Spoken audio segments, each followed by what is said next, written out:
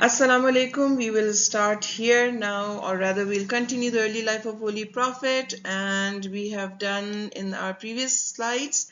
अगर आपने देखी हो हमारा पहले वाला जो video था, it was about the important personalities of the Holy Prophet or in the life of Holy Prophet, and then we talked about Bibi Halima Saadia and why did he go to Bibi Halima Saadia. Then we talked about visiting of two angels. Uske baad he was sent back to Bibi Amna, his mother, and then they went to Medina to visit his maternal relatives. On their way back, they visited Abwa, where his father's grave was, and there his mother passed away near Abwa, and then, at Abwa, and then uske baad she was buried. Holy Prophet was brought back by Ayman, and Abdul Muttalib took care of him for 2 years, and after his demise he went to his uncle Zubair, and then finally he went to his uncle Abu Talib, who became his guardian. Now moving on, we will talk about two other important incidents in the life of Holy Prophet, which is Harbul Fijar and Halful Fazul. Harbul Fijar is a war, and Halful Fazul is a different incident, which is a treaty or pact between the Makkans. So what is Harbul Fijar? It is the war, it is known as sacrilegious war, which was between Hawazin tribe of Taif and the Makkans. Why is it called the sacrilegious war? Because it continued to be fought during the sacred months, where the Arabs did not used to fight. The fighting was forbidden by the Arabs in these sacred months. हम इसका जिक्र Battle of Badr में भी करेंगे. So, Holy Prophet's role was not very active. He picked up the arrows and became a shield to his uncle Zubair and Abu Talib, and that's it. But he had this experience. He was around 15 years old. After that, there's another incident which is known as Halful Fazul. There are different pronunciation. I'll call it Halful Fazul. और उसमें क्या था, ये फजल से नाम निकला है, right? फजल, बरकत जो होती है, फजल किसी का होता है, right? I hope I'm translating it right. इसमें क्या था, the Makkans gathered in Abdullah bin Judan's house, and they took a pledge that they will take care of the rights of the people, no matter who they are, if they're poor or they are rich or they are from Makkah or not Makkah. Huwayatha, one of the person who came to Makkah and traded with one of the Makkans, but the Makkan did not give any money. So this person wrote a poetry and started to recite it, and people gathered, and this was the time when reciting poetry was the means to propagate whatever they wanted to propagate. Just आजकल social media is very strong media or medium to propagate whatever you want to propagate, your thoughts and your incidents, any incidents and your thoughts and perspective, right? उस वक्त poetry लिखते थे. So he started to recite that poetry that he had written, what had happened to him, and people started to gather. और ये मक्कन्स को लगा कि एक तो ज्यादती भी हुई है और दूसरा ये कि उनकी reputation का सवाल था मक्कन्स का. So they signed this treaty. And Holy Prophet really liked this treaty.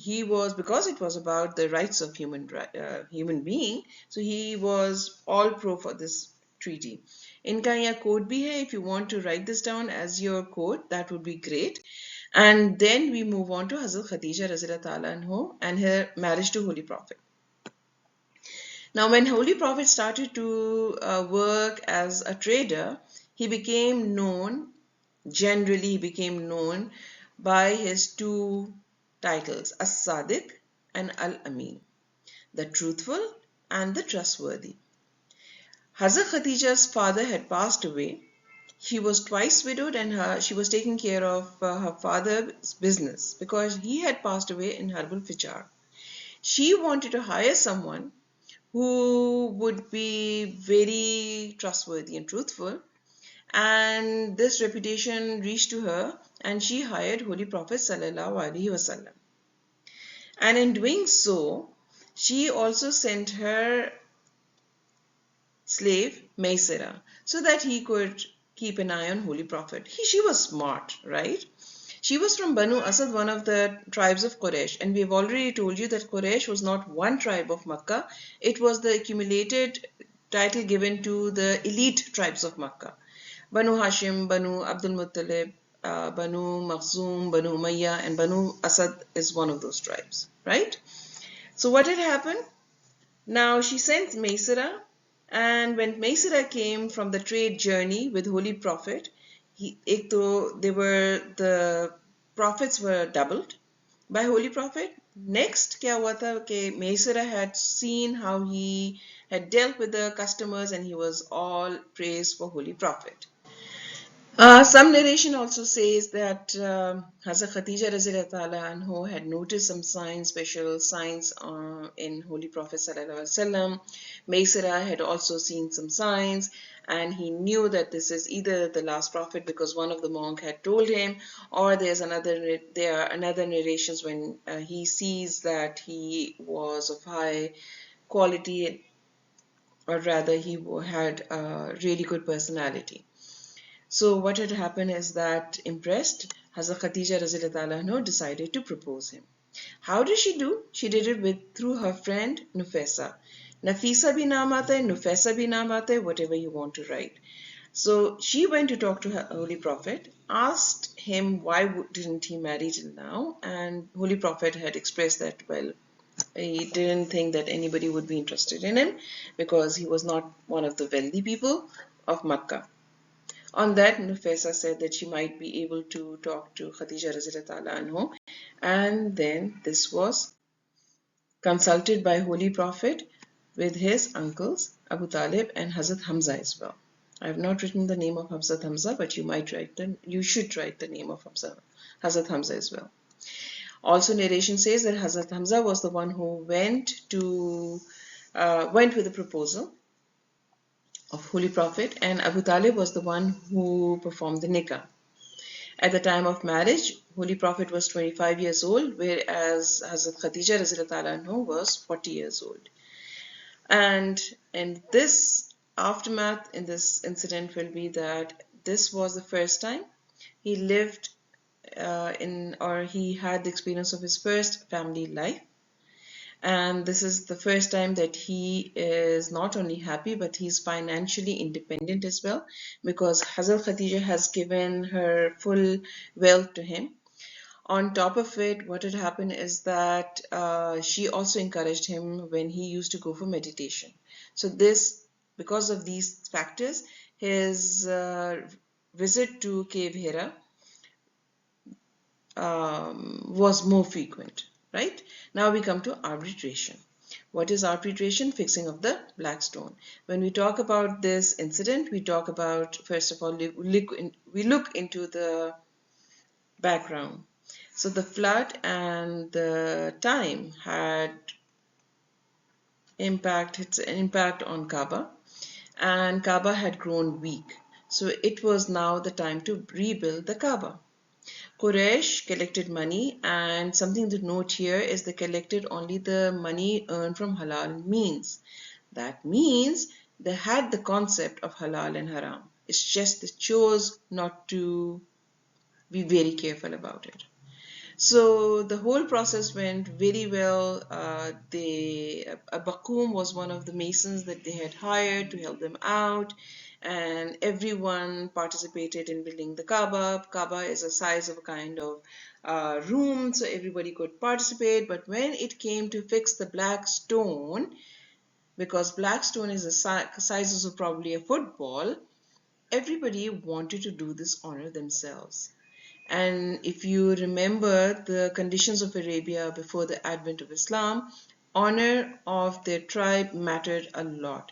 So whoever would keep the black stone, the whole tribe would be honorable because of that simple act. So what happened? Because of this fight, because of this argument, they started to fight, and they were all prepared to fight a battle for this. Whoever is going to win is going to place the black stone. Meanwhile, an old man, Umayyah bin Mughira, gave a suggestion. He suggested to wait, and the first person to enter the boundaries of Haram the next day or the next morning would decide the matter. Right? And this is what he said. Everybody agreed to this, and everybody was anxiously waiting who would be the first person to enter the boundaries of Haram.